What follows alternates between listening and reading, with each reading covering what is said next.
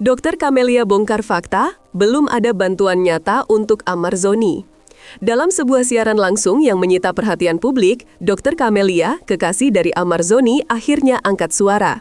Ia menegaskan bahwa hingga saat ini belum ada satupun figur publik yang benar-benar memberikan bantuan konkret terhadap kondisi hukum yang menimpa Amar. Camelia membantah sejumlah kabar viral yang menyebut ada sederet tokoh terkenal turun langsung membantu. Kalau Raffi Ahmad, iya, memang ada kunjungan sama Pak Menteri, tapi itu bukan untuk bantu secara pribadi ke Bang Amar, ujarnya dengan nada serius. Ia menyebut bahwa selama ini hanya 3 orang yang benar-benar aktif memperjuangkan nasib Amar. Dirinya sendiri, seorang tokoh bernama Om John, dan seorang perempuan bernama Bu Titi. Camelia menekankan ketiganya sedang bersurat-surat ke berbagai pihak untuk menyuarakan keadilan bagi Amar Zoni. Situasi ini membuat publik mulai bertanya, jika benar Amar mendapat banyak dukungan, mengapa hanya 3 orang yang terlihat berjuang? Klarifikasi tegas, banyak yang mengaku bantu, tapi tidak ada yang benar-benar turun tangan. Dokter Kamelia tidak hanya membantah kabar bantuan dari tokoh-tokoh besar, tapi juga menyoroti fenomena baru yang cukup menyedihkan. Ia mengatakan banyak pihak justru memanfaatkan nama Amar Zoni untuk kepentingan pribadi, termasuk menaikkan pengikut di media sosial. Yang bilang mau bantu tuh belum ada yang hubungi aku sama sekali, jadi jangan percaya sama berita-berita itu, ucap Camelia. Ia merasa perlu meluruskan banyak kesimpang siuran yang beredar di masyarakat. Bahkan menurutnya, beberapa berita soal Amar justru digunakan untuk mencari sensasi dan exposure. Dalam kondisi seperti ini, Camelia meminta agar publik lebih cermat menyaring informasi. Ia juga mengingatkan bahwa hanya dirinya, Om John, dan Bu Titi yang sampai sekarang mengurus semua proses hukum dan administrasi untuk Amar Zoni. Seolah membawa beban sendiri, Camelia juga menyampaikan rasa syukurnya kepada Om John yang menurutnya menjadi satu-satunya tokoh dari dunia hiburan yang benar-benar terlibat langsung membantu secara nyata. Kesehatan drop, Dokter Kamelia tetap perjuangkan Amar meski sedang sakit.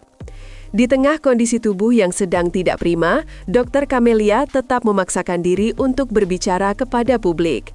Ia menyampaikan bahwa dirinya sedang mengalami demam tinggi, suhu tubuh mencapai 38,5 derajat, disertai tubuh yang pegal-pegal dan kelelahan.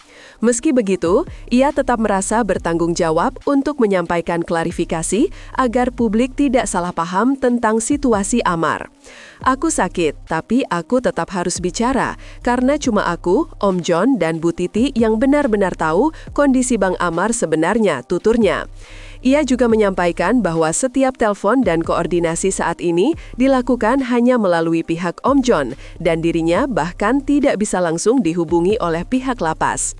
Tekanan mental dan fisik dirasakan oleh Camelia, terutama ketika menyaksikan kondisi Amar yang disebutnya mulai melemah karena ruang tahanan yang sempit dan posisi tubuh yang tidak ideal hingga menyebabkan mati rasa pada bagian kaki.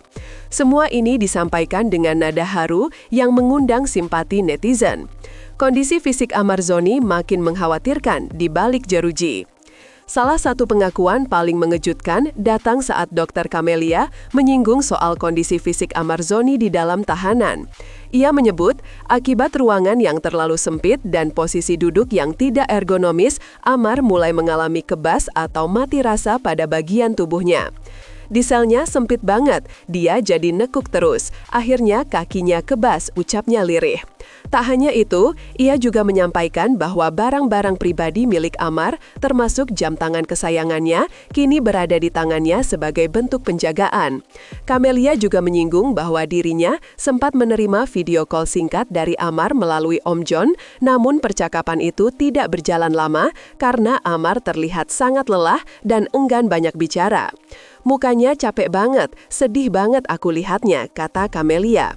Kesaksian ini membuat banyak netizen mempertanyakan kondisi fasilitas tahanan serta perhatian dari pihak terkait. Apakah benar hanya segelintir orang yang peduli pada kondisi Amar?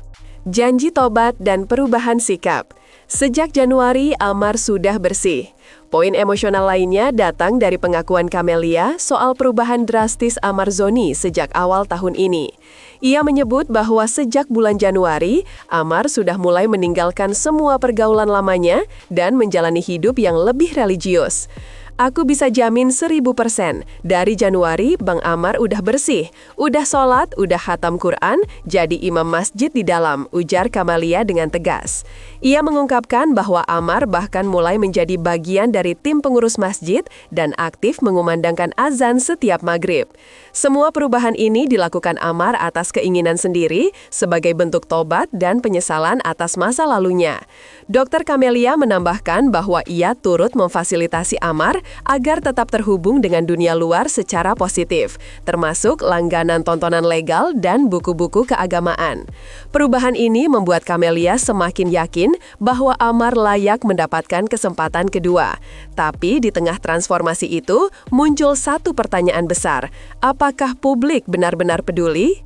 Siapa sebenarnya Om John, sosok misterius yang diam-diam berjuang untuk Amar? Di balik nama-nama publik figur yang ramai diberitakan, justru satu sosok tak terduga yang disebut sebagai pahlawan sesungguhnya, Om John. Dalam pernyataannya, Dr. Camelia beberapa kali menekankan bahwa hanya Om John yang benar-benar turun tangan membantu proses hukum dan keseharian Amarzoni di tahanan. Bahkan, komunikasi dengan Amar kini hanya bisa dilakukan melalui jaringan Om John. Yang bersurat ke pengadilan, yang kirim ke Dirjen, ya cuma Om John, kata Camelia. Ia juga menyebut bahwa banyak dokumentasi dan wawancara terkait kondisi Amar yang direkam dan disebarkan oleh Om John sebagai bentuk transparansi kepada publik. Tak sedikit netizen yang penasaran, siapa sebenarnya Om John? Apakah dia produser, pengacara, sahabat dekat, atau keluarga?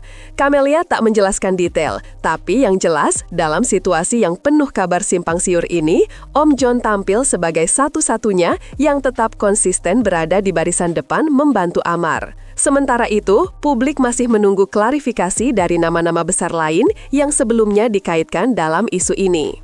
Ada yang manfaatkan nama Amar demi popularitas. Mengejutkan tapi juga menyedihkan. Camelia menyinggung dengan nada kecewa bahwa beberapa pihak diduga memanfaatkan nama Amarzoni untuk kepentingan pribadi, termasuk demi meraih eksposur di media sosial.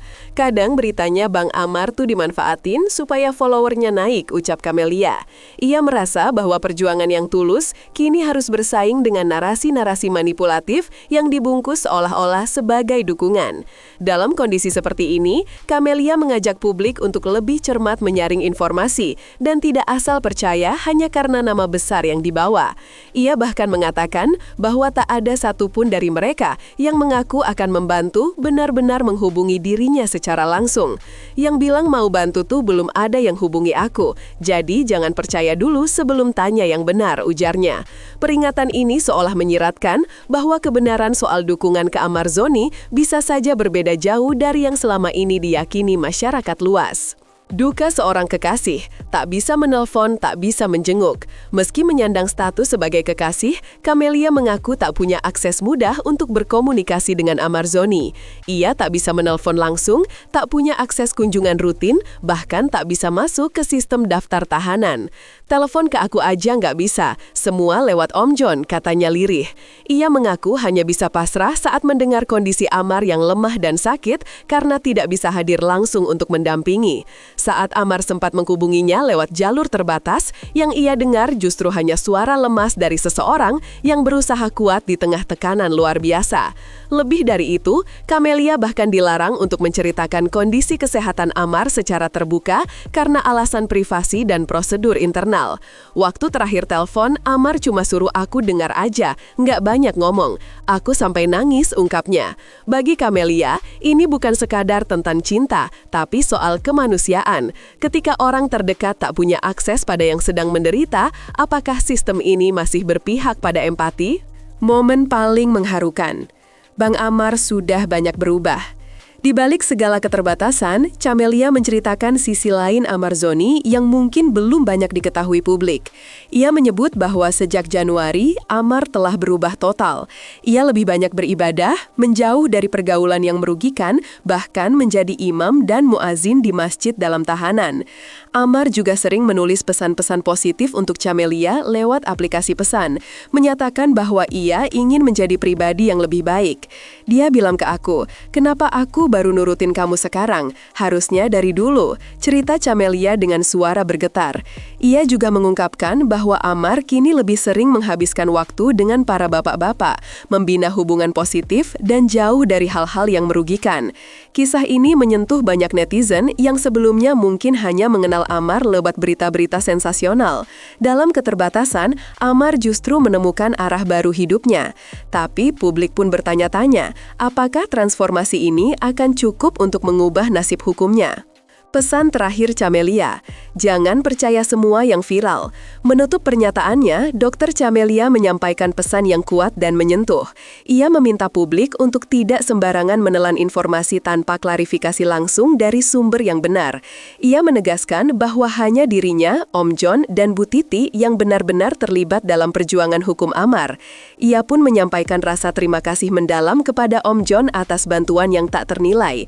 "Kadang aku suka bilang, ya Allah Om John, terima kasih banyak," ucap Camelia dengan mata berkaca-kaca.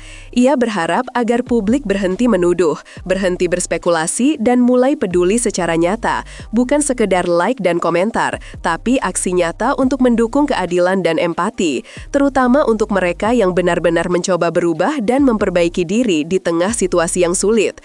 Kalau Bang Amar salah, biar pengadilan yang buktikan, tapi jangan dijatuhkan sebelum waktunya, tutupnya.